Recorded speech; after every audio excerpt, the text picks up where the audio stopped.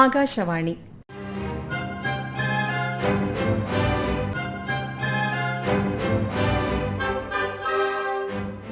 ജില്ലാ വൃത്താന്തം. ഇന്ന് എറണാകുളം ജില്ല.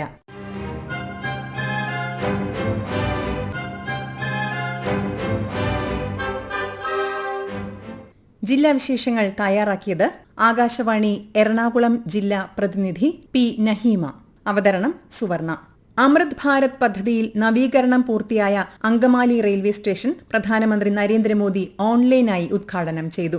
ജലന്ധർ കാന്റ് റെയിൽവേ സ്റ്റേഷനിൽ നടന്ന ചടങ്ങിലാണ് അങ്കമാലി ഉൾപ്പെടെ രാജ്യത്തുടനീളമുള്ള 75 നവീകരിച്ച സ്റ്റേഷനുകൾ നാടിന് സമർപ്പിച്ചത്. അങ്കമാലി റെയിൽവേ സ്റ്റേഷനിൽ നടന്ന പ്രാദേശിക ചടങ്ങിൽ ലോക്സഭാംഗം ബെന്നി ബെഹനാൻ, രാജ്യസഭാംഗം ഹാരിസ് ബീരാൻ എന്നിവർ മുഖ്യ അതിഥികളായി പങ്കെടുത്തു. Gati Shakti unit Thiruvananthapuram chief project manager S Kannan സംസാരിച്ചു. കാലടി ആദിശങ്കര ജന്മഭൂമി, മലയാറ്റൂർ പള്ളി, കൊച്ചി അന്താരാഷ്ട്ര വിമാനത്താവളം തുടങ്ങി ഒട്ടേറെ പ്രധാന കേന്ദ്രങ്ങളിലേക്ക് എത്താനുള്ള മാർഗമായ അങ്കമാലി സ്റ്റേഷന് അതിന്റേതായ പ്രാധാന്യമുണ്ടെന്ന് ചടങ്ങിൽ പങ്കെടുത്തവർ വ്യക്തമാക്കി. ഉദ്ഘാടനത്തോടനുബന്ധിച്ച് അങ്കമാലി റെയിൽവേ സ്റ്റേഷനിൽ വർണ്ണാഭമായ പരിപാടികളാണ് ഒരുക്കിയിരുന്നത്. പദ്ധതിയിലൂടെ മുഖമിനുക്കിയ സംസ്ഥാനത്തെ 6 റെയിൽവേ സ്റ്റേഷനുകളിലൊന്നാണ് അങ്കമാലി.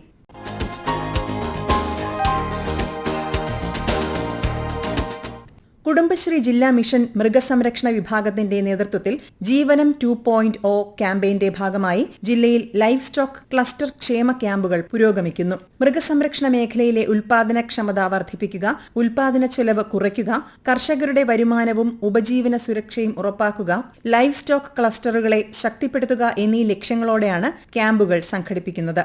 ഗ്രാമീണ CDSകളിൽ ബ്ലോക്ക് തലത്തിൽ തെരഞ്ഞെടുത്ത മികച്ച 2 ലൈഫ് സ്റ്റോക്ക് ക്ലസ്റ്ററുകളിലും നഗര CDSകളിൽ മുനിസിപ്പാലിറ്റി, കോർപ്പറേഷൻ തലത്തിലും കർഷകരെ പങ്കെടുപ്പിച്ചാണ് ക്യാമ്പുകൾ നടക്കുന്നത്.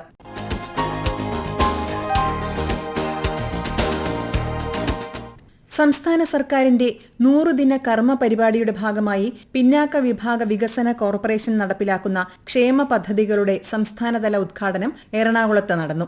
സമഗ്ര 2026 എന്ന പേരിൽ പള്ളുരുത്തി SN ഓഡിറ്റോറിയത്തിൽ നടന്ന പരിപാടി മുഖ്യമന്ത്രി VD സതീശൻ ഉദ്ഘാടനം ചെയ്തു.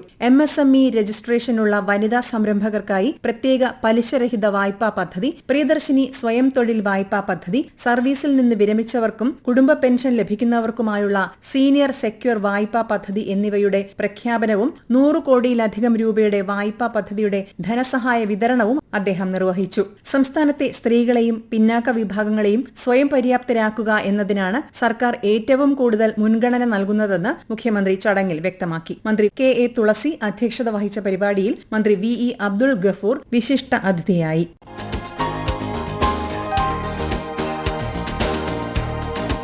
കൊച്ചി നഗരത്തിൽ ഹോട്ടലുകൾ, തട്ടുകടകൾ എന്നിവ കേന്ദ്രീകരിച്ച് വിവിധ ദിനങ്ങളിലായി സംയുക്ത പരിശോധന നടത്തി. ആരോഗ്യവകുപ്പിന്റെ നേതൃത്വത്തിൽ ഫുഡ് സേഫ്റ്റി, കൊച്ചി നഗരസഭ ആരോഗ്യ വിഭാഗം, പോലീസ് എന്നീ വകുപ്പുകളുമായി സഹകരിച്ചാണ് പരിശോധനകൾ നടത്തിയത്.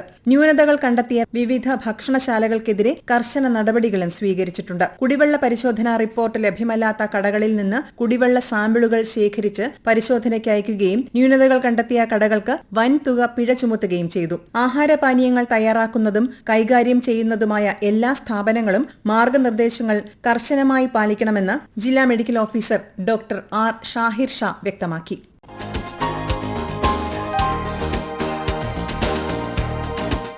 Naval armament depot safety zone പരിധിയിലുള്ള ഭൂമിക്ക് അർഹമായ നഷ്ടപരിഹാരം നൽകുന്നതിനുള്ള നടപടികൾ വേഗത്തിലാക്കാൻ തീരുമാനിച്ചു. ഹൈക്കോടതി ഉത്തരവിന്റെ അടിസ്ഥാനത്തിൽ അൻവർ സാദത്ത് MLAയുടെ സാന്നിധ്യത്തിൽ NAD അധികൃതരെയും ഭൂ ഉടമകളെയും പങ്കെടുപ്പിച്ച് ജില്ലാ കളക്ടർ G പ്രിയങ്ക കഴിഞ്ഞ ദിവസം നടത്തിയ ചർച്ചയിലാണ് തീരുമാനം. കഴിഞ്ഞ 35 വർഷമായി സുരക്ഷാ കാരണങ്ങളാൽ ഉപയോഗശൂന്യമായി കിടക്കുന്ന ഭൂമിക്ക് നഷ്ടപരിഹാരം നൽകണമെന്നാവശ്യപ്പെട്ട് ഭൂ ഉടമകൾ നൽകിയ ഹർജിയിലാണ് നടപടി.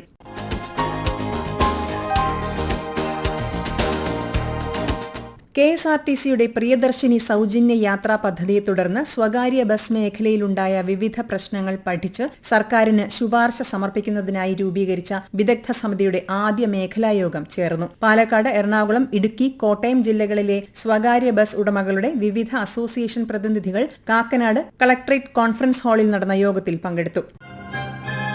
ജില്ലാ വൃത്താന്തം സമാപിച്ചു.